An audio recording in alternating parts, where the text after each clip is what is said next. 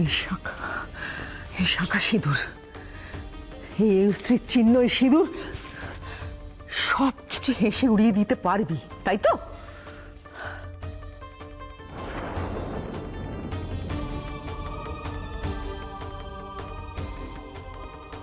বলেছিস সব মিথ্যে, সব ফাঁকি, তাই তো? না মেঘলা, না, এর মধ্যে কোনো ফাঁকি নেই। সব ভাবতে গিয়ে দেখবি তুই একদিন নিজেকেই ফাঁকি দিয়ে ফেলেছিস, নিজেকেই ভুল বোঝাচ্ছিস তুই। মেঘলা, একবার নিজের দিকে তাকিয়ে দেখ, দেখ নিজেকে দু চোখ পড়ে, সব কিছু ভুলে তাকা, তাকা নিজের দিকে।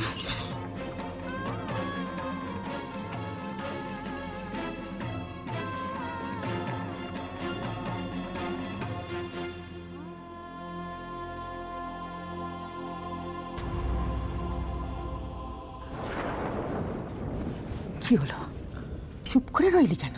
কথাটা বল। ঠাম্মি, এদিকে সেদিকে এসো, আমার কথাটা তো একটু শোনো। আমার তোর থেকে কোনো কথা শোনার নেই। তুই কি ভেবেছিস সারাটা জীবন এইভাবে খামখেয়ালিপনা করে কাটাবি? সব তোকে আমার বলে কি লাভ? তুই তো জেনে বুঝে অবুঝ হয়ে থাকবি, কিন্তু আমি তো সবকিছু জেনে অবুঝ হয়ে থাকতে পারি না। তোর আর অনির বিয়ের ব্যাপারে আমার তোর শাশুড়িকে ফোন করে কথা বলতে হবে। ঠাম্মি, বলছিলাম কি, তুমি একটা কাজ করো, ও বাড়িতে ফোনটা করো না, বুঝলে? কেন বলতো? তোদের বিয়ের ব্যাপারে যখন দুই বাড়িতেই জানাজানি হয়ে গেছে, তখন এই লুকোচুরি করার মানেটা কি? মানে আছে ঠাম্মি, মানে আছে। আরে আমি তোমাকে বললাম না, আমাদের হাতে তো বেশি সময় ছিল না, তাই অল অফ আ সাডেন আমাদের বিয়েটা করে ফেলতে হয়েছে। আর সত্যি কথা বলতে কি, মানে আমরা অনির বাড়িতে কিছু জানাইনি। কিন্তু তোর বাবা যে বললো যে... হ্যাঁ, আমরা তো বাবাকে মিথ্যা কথা বলেছি। আমরা বাবাকে বলেছি যে আমরা অনির বাড়িতে সব জানিয়ে দিয়েছি।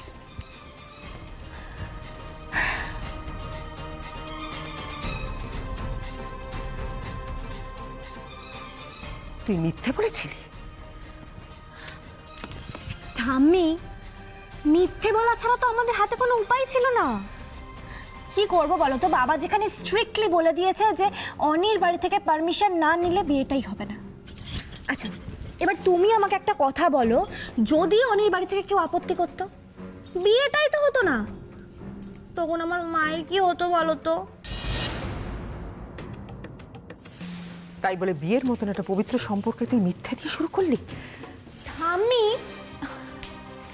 তুমি তো আমাকে বলেছো যে একটা মিথ্যের জন্য যদি কারোর ভালো হয়, তাহলে মিথ্যে বলা কোনো দোষেরই না। তুই মিথ্যে বলে কার কার উপকার করবি মেঘলা? শুধু এইটুকু ভগবানের কাছে প্রার্থনা করি, এতে যেন তোর একটু ভালো হয়। ওহো, রাইট। তাহলে তো আমাকে এক্ষুনি এমন একটা কাজ করতে হয় যার জন্য তোমারও ভালো হয় ঠাম্মি, তাই না? মানে? মানেটা খুব সোজা। মানে এই যে তুমি হাইপার হয়ে যাচ্ছ, চট করে রেগে যাচ্ছ কেন, তার কারণটা কি? এই শীতের সিঁদুর, শাখা বলা, তাই তো? কোনো ব্যাপার না, তোমার কথা রাখার জন্য আমি এই শাখা পলা খুলে ফেলবো, সিঁদুর মুছে দেব, ব্যাস, সব প্রবলেম সলভ।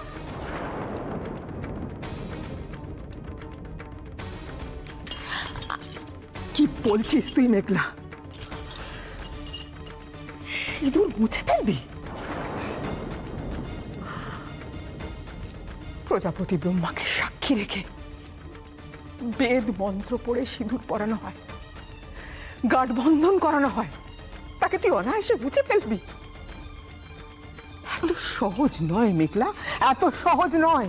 ঠাম্মি, মুশকিল কাম কো আসান করনাই তো মেঘলার কাজ, তাই না? তাহলে আর মেঘলা সবার থেকে ডিফারেন্ট কোথায়, তাই না? জাস্ট 2 মিনিট ওয়েট করো ঠাম্মি, তারপরেই মজা দেখবে। কি দেখবো মেঘলা?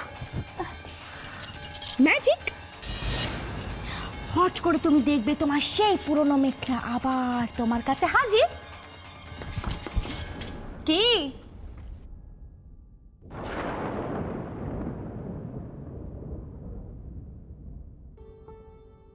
তুমি আমার সাথে এত কথা শেয়ার করেছো, কখনো এটা তো বলনি যে তুমি একটা পূজারিনীকে বিয়ে করেছো।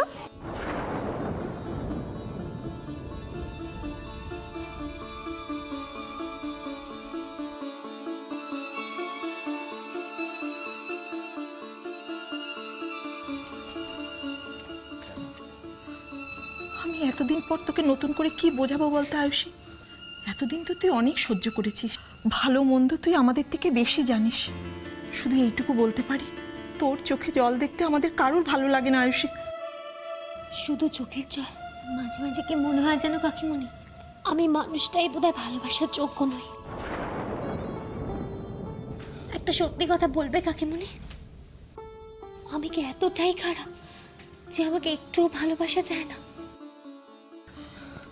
আয়ুষী, তুই কি বুঝিস না আমরা তোকে কতটা ভালোবাসি?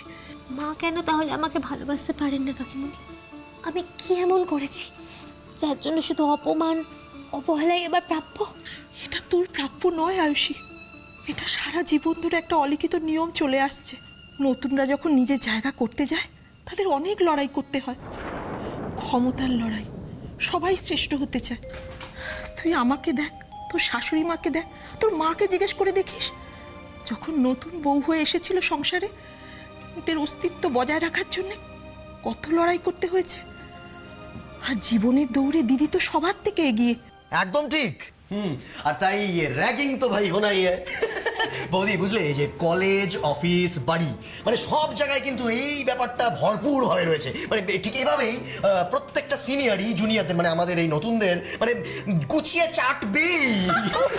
সত্যি বান্টি, তোর কি একটু মুখে কিছু বাদে না? কেন সব সময় বাজে কথা? আচ্ছা, অদ্ভুত তো, বাজে কথাটা আমি কি বললাম? আরে বাবা, যুগ যুগ ধরে, মানে এটা তো আমাদের ট্রেডিশন। বৌদি, বৌদি, আরে এই বৌদি, কি হলো? কি হলো? কি হয়েছে? কি হলো আয়ুষী? এই বালিশটা দে, বালিশটা দে। ঠিক আছে, জাস্ট ওই কদিন ধরে একটু শরীরটা উইক লাগছে আর কি। দেখেছো মেয়ের কথা? কদিন ধরে শরীরটা খারাপ, আমাদের বলিসনি? আচ্ছা তুই কিরকম মেয়ে বল দেখি। মা, একটা কাজ করি, আমি ডক্টর আঙ্কেলকে এখনই ফোন করে দিই। আরে না না বান্টি, আমি একটা তুই বস। আমি তো ঠিক আছি। শোন না বান্টি, ডাক্তার ডাকতে হবে না, ডাকলেই হ্যাঙ্গামা। আমি বরঞ্চ ওকে নিয়ে গিয়ে দেখিয়ে নিয়ে আসি, বুঝেছিস? এক্ষুনি যাবো? এক্ষুনি যাবি, চুপ করে দাঁড়াবি। দিদির ভয় রোগ পুষে রেখেছে, এটা কি ভালো কথা? এই শোন, তুই যা, গাড়িটা বার কর। মা, বলছি আমিও যাই তোমাদের সঙ্গে। তোকে যেতে হবে না, আমি ওখানে গিয়ে কি হচ্ছে না হচ্ছে সব ফোনে খবর দেবো। তুই দাঁড়িয়ে থাকিস না, দেরি হয়ে যাচ্ছে। আচ্ছা, ঠিক বাকি আছে, চল। আমি বলে দিচ্ছি, আমি বলে দিচ্ছি।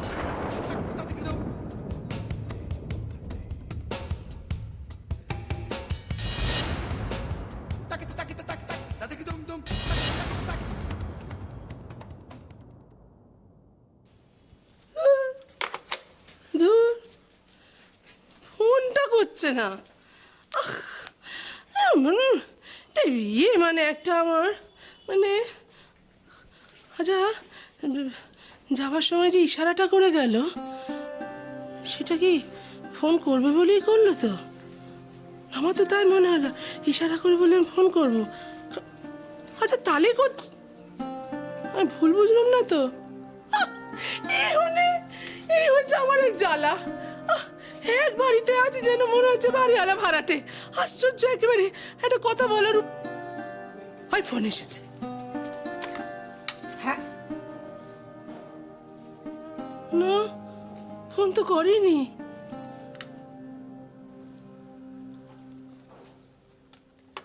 মা, কেউ ফোন করেছিল নাকি? না, কে ফোন করবে? না না। ও, তার মানে কারো ফোন আসবে, তাই তো? আচ্ছা জয়, আমি একটা বুড়ো মানুষ, এত বয়স হয়ে গেল, মানে আমায় কে ফোন করবে রে? আমি ফোনের জন্য একবারে হান টান করছি বলে মনে হচ্ছে তোর? আমাকে কি নীল পেলি যে কানে 24 ঘন্টা যন্ত্র গুঁজে আমি বক বক বক বক করবো? তাহলে তুমি এরকম ছটপট করছো কেন? এসো এদিকে, এসো তো, শান্ত হয়ে বসো, এখানটা বসো। হ্যাঁ জয়, জয়, আমার যন্ত্র থাকলে বা কি লাভ হতো বল দেখিনি? হ্যাঁ, কি করে খবর নেব সেটাই বুঝতে পারছি না, বড্ড মনটা। বুঝেছি, কি? তার মানে তুমি সারা বাড়ি পাইচারি করে বাবার জন্য টেনশন করবে। আর কার জন্য করবো রে? ওই একটা লোক না সারাটা জীবন আগে জ্বালিয়ে পুড়ে হাড় মাসা করে কালি কালি করে দিল, মানে সহ্য হয় না আমার লোকটাকে, সত্যি আমি বলছি একেবারে। কি করতে তুই বুড়ো বয়সে পট করে আঙুলটা কাটলি? হ্যাঁ, আর যদি কাটলি তাহলে একটা, আচ্ছা ডাক্তারখানায় যে গেলে একটা খবর দিবি না? হ্যাঁ, সেখানে ডাক্তার কি বললো না বললো, আচ্ছা চিন্তা হয় না? তুই আমাকে বল দেখি কি মা মা তুমি শুধু শুধু বাবার জন্য টেনশন করছো। আয়। তুমি তুমি এখানে বসো। তুই তোর বাবার দোষ তুমি দেখতে এখানে পাস বসো। না কি? বলছি দেখো, কি? বাবার তো ইচ্ছা থাকলেও খবর দিতে পারবে না। কেন রে? বাবা বাড়িতে থেকে তোমার সাথে কথা বলতে পারবে? তাতে কি? পারবে না। তাছাড়া তাছাড়া বাবা যে বাইরে গিয়ে তোমাকে ফোন করবে তারও তো উপায় নেই। তার জন্য তো পয়সা লাগে, তাই না?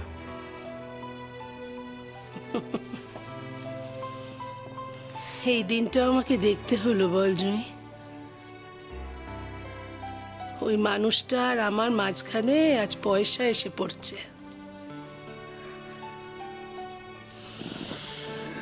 আসলে কি জানিস তো, আসল কথাটা হচ্ছে বেঁচে থাকা। তো বছর অব্দি বাঁচতে নেই, বাঁচতে নেই। অনেকগুলো বছর হয়ে গেল, এতদিন মরে যেতে হয়, মরে যেতে হয়। তুমি যত বেশি বাঁচবে অত জ্বালা, যত আয়ু তত অশান্তি।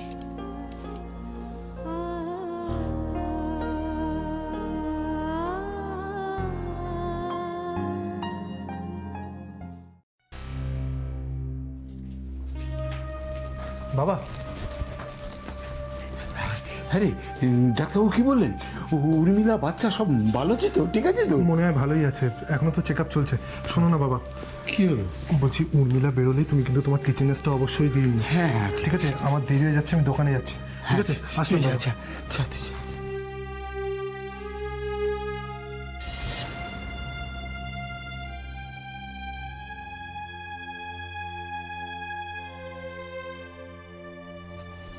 বাবা, হলো? এই টাকাটা রাখো। কি কি টাকা দিয়ে কি হবে? রিক্সা করে বাড়ি ফিরবে। আরে ধুর বাবা, এই একটুখানি পথ আমি হেঁটে চলে যেতে পারবো। বাইরে রোদ আছে, যেটা বলছি সেটা করো। যা না। নাও নাও, ধরো ধরো, খুচরো দিলাম, বুঝলে তো? দাঁড়াও আরও দিয়ে দিই। কলকাতা শহরে চলতে গেলে বাসেই চড়ো, অটোয় চড়ো, রিক্সায়, সব জায়গায় খুচরো না দিলে খুব মুশকিল, বুঝলে?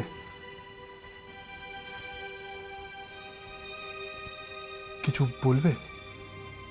জানিস সুজন, ছেলেবেলা যখন তোকে নিয়ে মুদিখানার দোকানে যেতাম, মাত্র 4 আনা দিয়ে কিছু লজেন্স কিনে তোর হাতে দিতাম।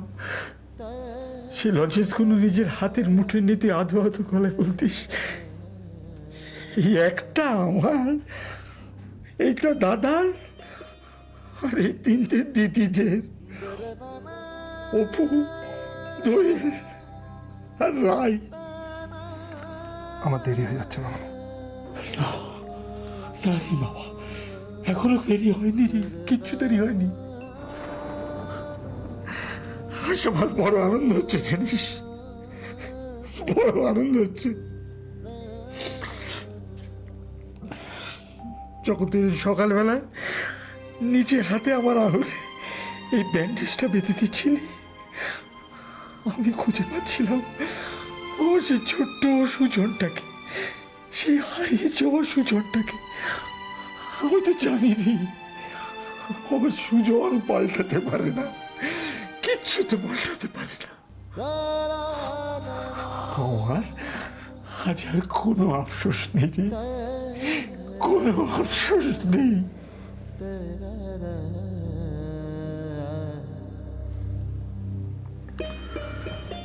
আসছি বাবা।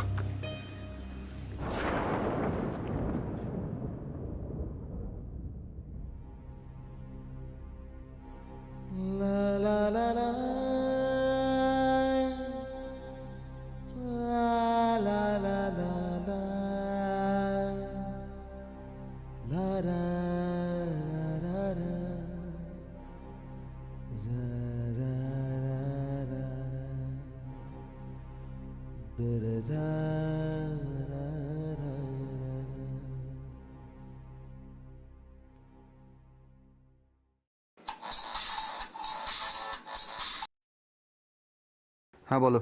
হ্যাঁ বলো মানে? ওয়্যার আর ইউ অগ্নি? আমি লাস্ট 15 মিনিটস ধরে তোমার অফিসের নিচে ওয়েট করছি। ওহো, তুমি এসে গেছো?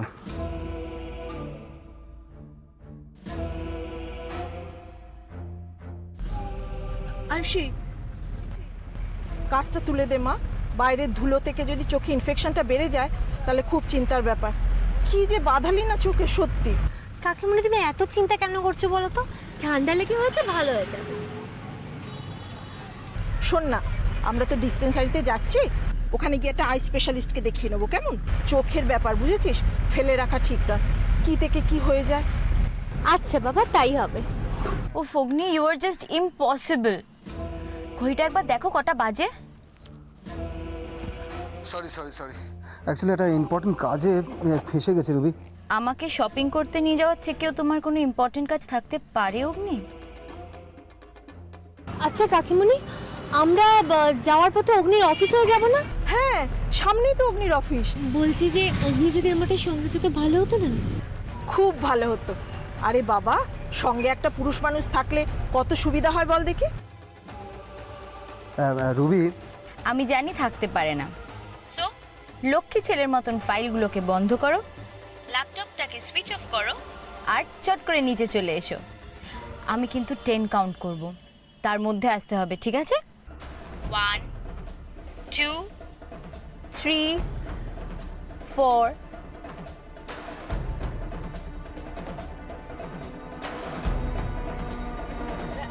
এই যে ভাই, শুনছো, এই সামনে একটু গাড়িটা দাঁড় করাবে তো? হ্যাঁ, অগ্নি দাদাবাবুর অফিসের সামনে। দাঁড়াও। হ্যাঁ শোনো, তুমি একটু অফিসের উপরে গিয়ে অগ্নি দাদাবাবুকে বলো যে গাড়িতে বৌদিমণিরা বসে আছে, ও যেন তাড়াতাড়ি চলে আসে, কেমন? যাও, তাড়াতাড়ি যাও।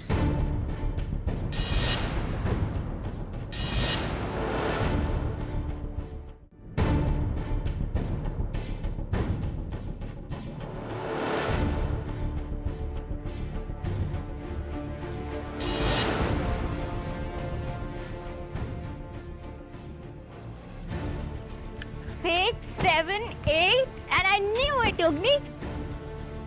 তুমি 10 গোনার আগেই চলে আসবে, আমি জানতাম। আর কত ওয়েট করবে বলো তো তুমি?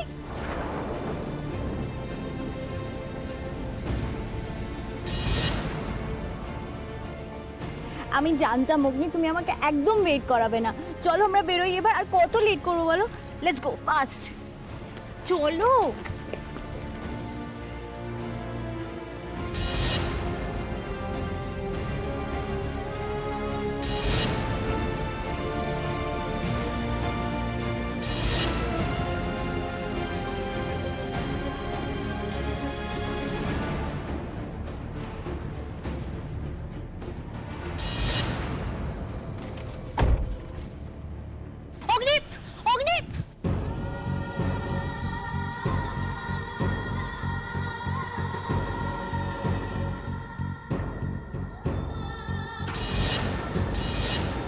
আয়ুষকে তুমি দেখো ঠাকুর, একটু ভালো রেখো মেয়েটাকে।